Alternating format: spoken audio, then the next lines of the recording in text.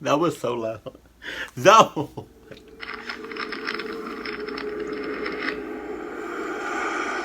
No. What was that? Hey. Hey. Hey. Where the beat at? It was a nice summer day. My 5-year-old son, James, was playing outside in the backyard of our suburban home. Right. James has always been a quiet boy. He plays by himself mostly. He never had many friends. Okay. But he's always had a wild imagination. Right. I was in the kitchen feeding our dog Fido when I heard what sounded like James talking to someone in the backyard. So, what you're telling me is your son, James, which, if you know anybody named James, just saying, just stay the hell away from James. Anybody named James. They already clocking up. But that's besides the point. But what you're telling me is your son is on that paranormal shit. I bet you he be talking to himself about 2, 3 o'clock in the morning. Just thought, hey. Come on. We starting already? Come on. Okay. I'm not sure who it could be that he was talking to. Could he have finally made a friend? Being a single dad, it's hard for me to always keep an eye on my son, so I decided to go outside and check on him. When I went out into the backyard, I was a bit confused because James was the only person back there. Okay. Oh, shit. I would have been like, I lied to you not if I went out there and my son was if I heard my son talking to somebody and I thought he was talking to somebody, then I went out there and he wasn't talking to nobody that I could see, I would have been like this. Hey, James, who you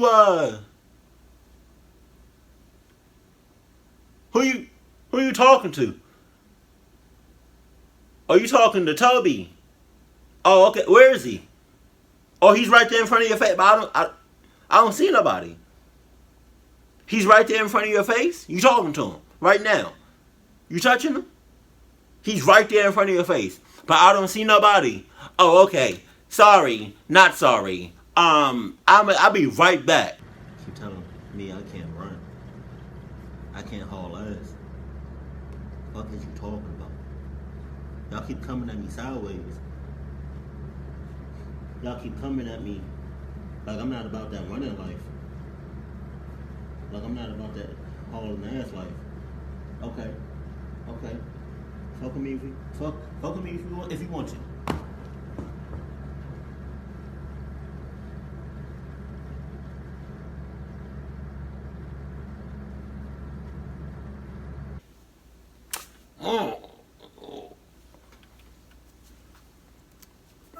Was he talking to himself?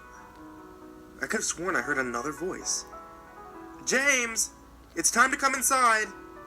I called out to him. He came inside and sat down at the kitchen table. It was about lunchtime, so I decided to make him a turkey sandwich. James, who are you talking to out there? I asked. James looked up for a moment. I was playing with my new friend, he said, smiling. I poured some milk and continued to pry, as any good father would. Does your friend have a name? Why didn't you, ask him to have lunch with us? Oh, no. I asked. James stared at me for a moment before replying. His name is Laughing Jack. Why? Why is it? I was a bit taken aback by what he said. Oh? That's a strange name. What does your friend look like? I asked, a bit confused. He's a clown. He has long hair and a big swirly cone nose. Goddamn clowns! He's got long arms and baggy pants with striped socks. He always smiles. I realized my son was talking about an imaginary friend. I suppose it was normal for kids his age to have imaginary friends, especially when he has no real kids to play with. I lie to you now. Like y'all know I'm a very blunt person. So if for say for instance I didn't just leave my son like I originally planned to do, right? I would have been like, hey, son, cut this shit out. Okay? You gonna get some friends eventually. Real human friends. Okay, cut this shit out. Please. This is creepy and this is weird. We're not gonna be having this in this house. Okay? Okay? Cut this shit out. Completely. You're not gonna be doing this in this house. Okay? James?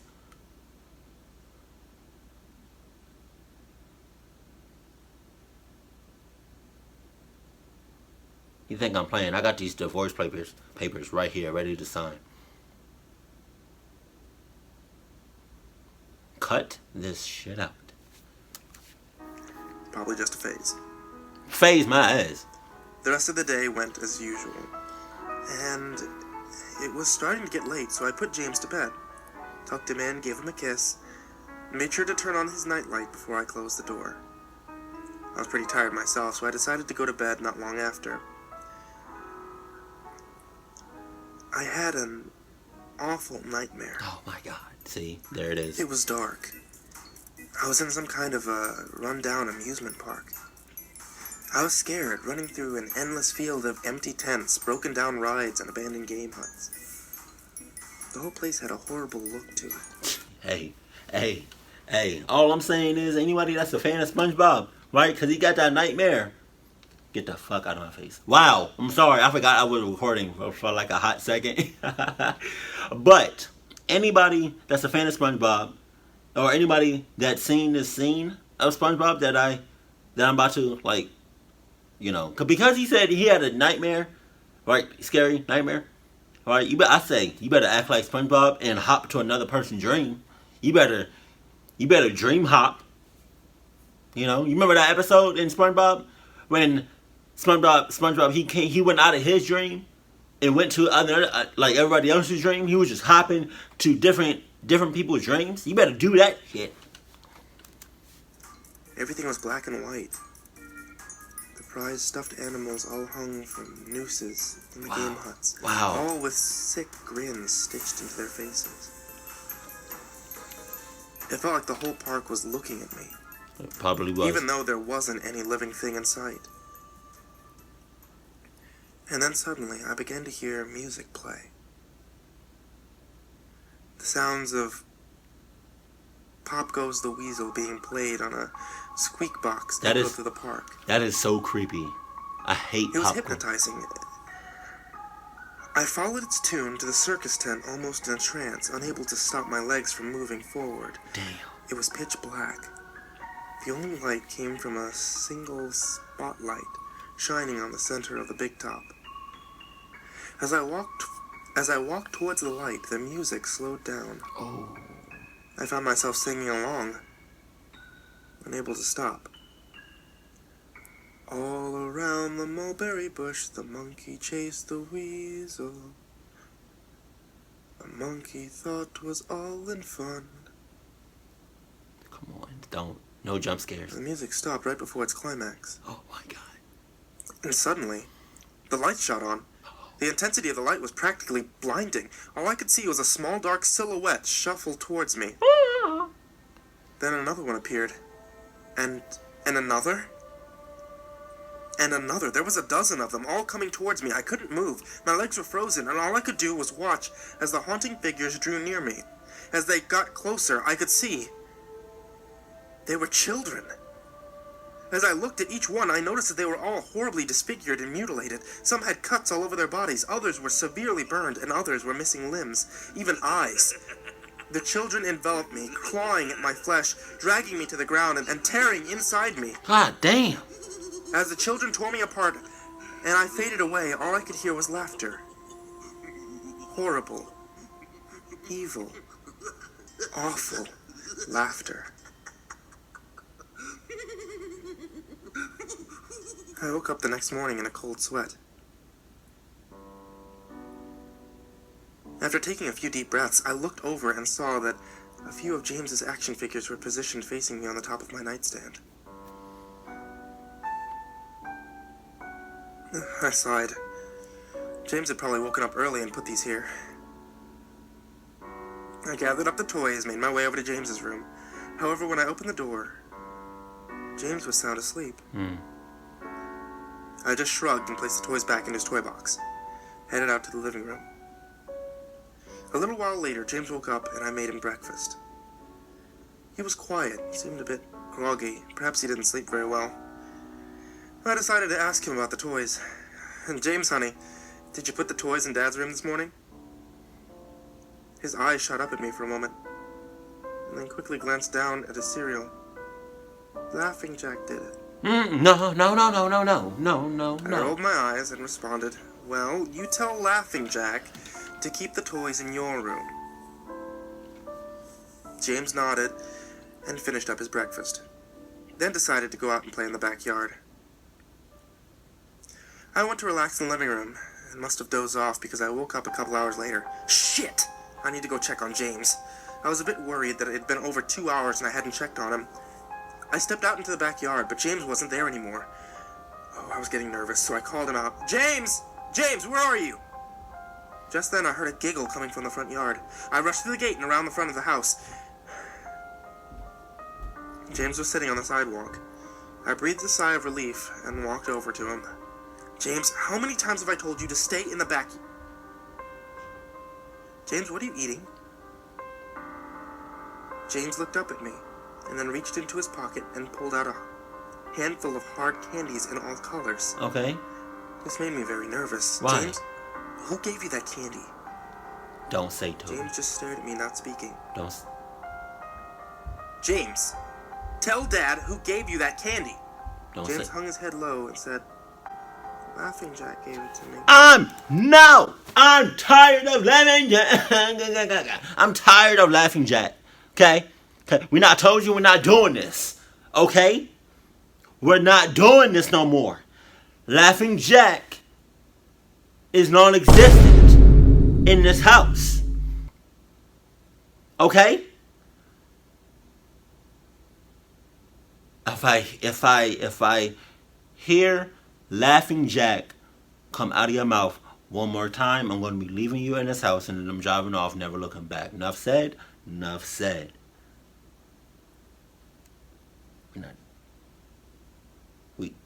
We're not doing this. Okay? James? My heart sunk. I knelt down and looked him in the eye. James, I've had enough of this damn Laughing Jack thing. He's not real. Now, this is a very serious situation. I need to know who gave you that candy. Don't say it. I could see my son's eyes tearing up. But Dad, Laughing Jack did give me the candy.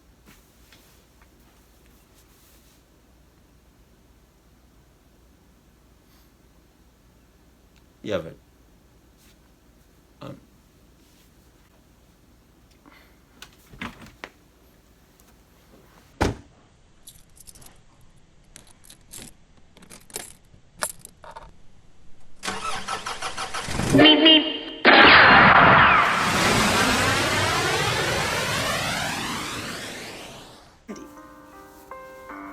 closed my eyes and took a deep breath. James had never lied to me, but what he's telling me is impossible. I made him spit out the candy and throw the rest away. James appeared to be fine. Maybe I'm just overreacting. After all,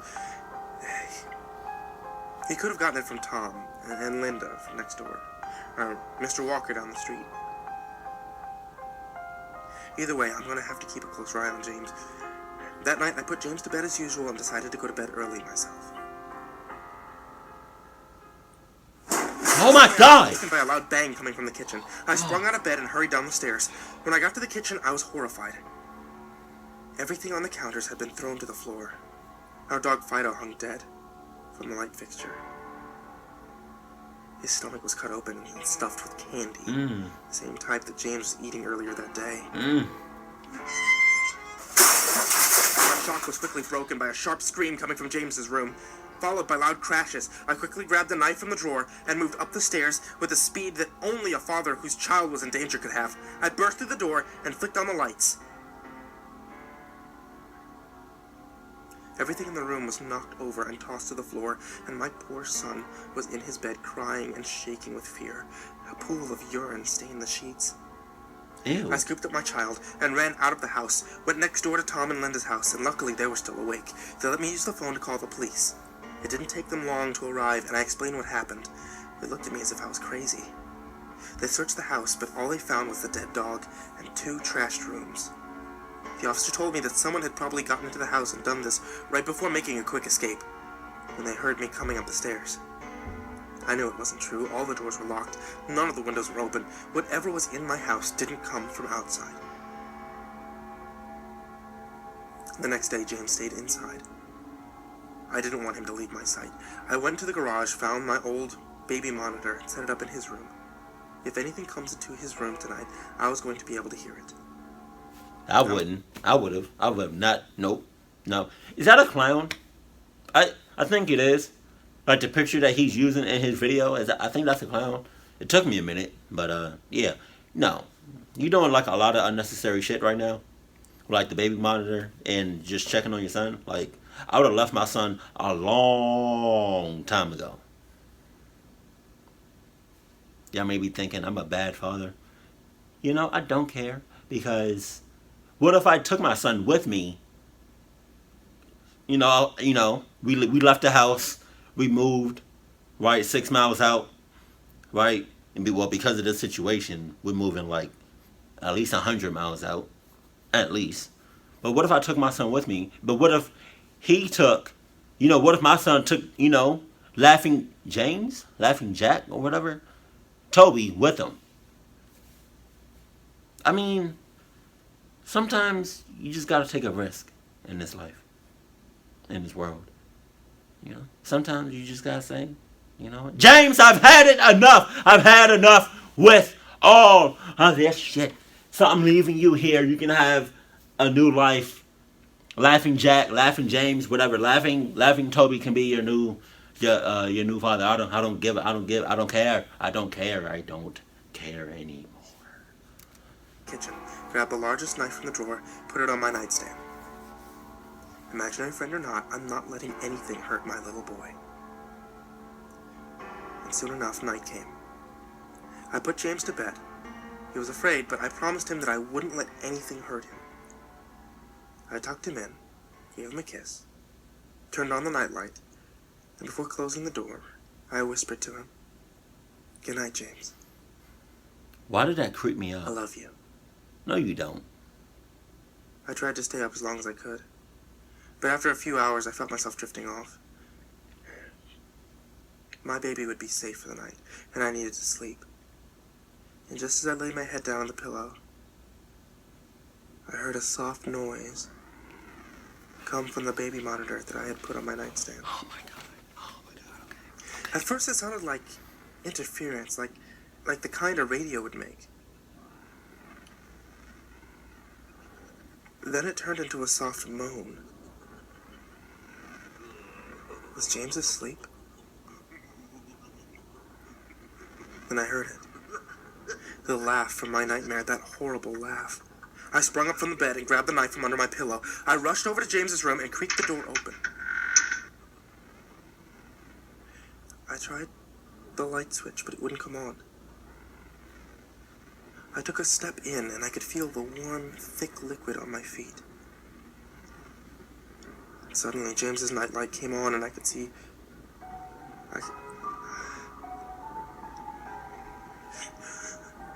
I could see the absurd horror laid out in front of me. Huh? Okay. James's body was nailed up on the wall. The nails pierced through his hands and feet, and his chest was cut wide open, and his organs hung down to the floor, and his eyes and tongue had been removed along with most of his teeth, and I was disgusted. I could hardly believe that this was my baby boy. And then I heard it again. That soft, desperate moan. James was still alive. My baby, my poor boy, in such pain, could barely cling to life, and I ran across the room and I vomited on the floor, but my sickness was interrupted by a horrible cackle coming from behind me, and I spun around, and while I was still wiping bile from my mouth, then out of the shadows emerged the fiend responsible for the horror. Don't you know by now that your baby boy wasn't your baby boy to begin with in the first place? He was just playing along. He never really had a son. Don't you know? He was already possessed. He was already gone. God, man. He was never your baby boy to begin with. Man. Laughing Jack. His ghost white skin and matted black hair hung down to his shoulders. He had piercing white eyes surrounded by black rings. His twisted smile revealed a row of sharp, jagged teeth, and his skin didn't look like skin at all. It almost looked like rubber or plastic. He wore a patchy black and white clown outfit with striped sleeves and socks. His body itself was grotesque. His long arms hung down past his waist. The way he was poised made him look almost boneless, like a rag doll. He let out a sickening laugh as if to let me know that he was pleased with my reaction to his work. I turned around slowly in front of James and began to laugh even more at the horrific sight that he laid out. That was enough to shake me from my terror, and I snapped, "Get away from him, you bastard!" I rushed at the monster, raised the knife above my head, and stabbed down at him. But as soon as the knife touched him, he disappeared like a cloud of black smoke. The knife passed right through him and pierced James' still beating heart, splashing the warm blood on my face.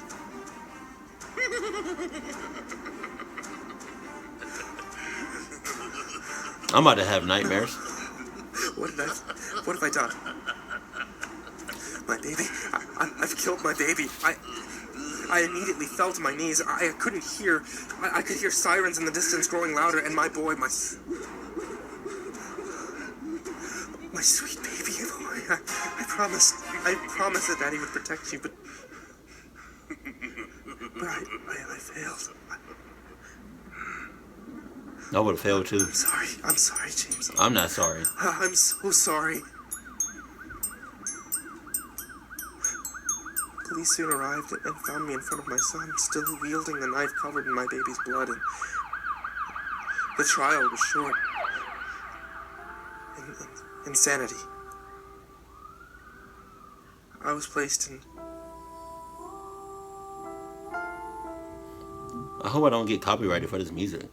This is a very good video. Ferropolis House for the Criminally Insane, where I had been for the past 2 months.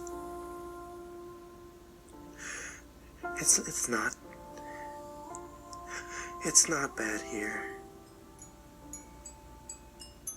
The only reason I'm awake now is because someone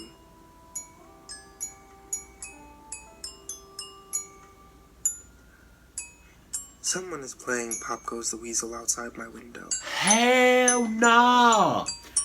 Hell no! I'll talk to the orderlies about it in the morning. In the morning?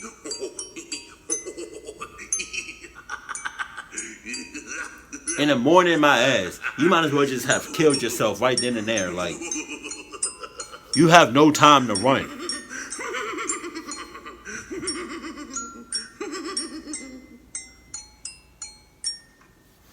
Hey, look, y'all. I have to get going. And I wish I could talk longer, but I really can't. So, I'm going to leave y'all with this, right? If you got a child, or if you ever had a child, right, and you knew your child or children was getting possessed, or is already possessed, or was talking to an imaginary friend, and it was getting out of hand, like in this story, what would you do? Huh?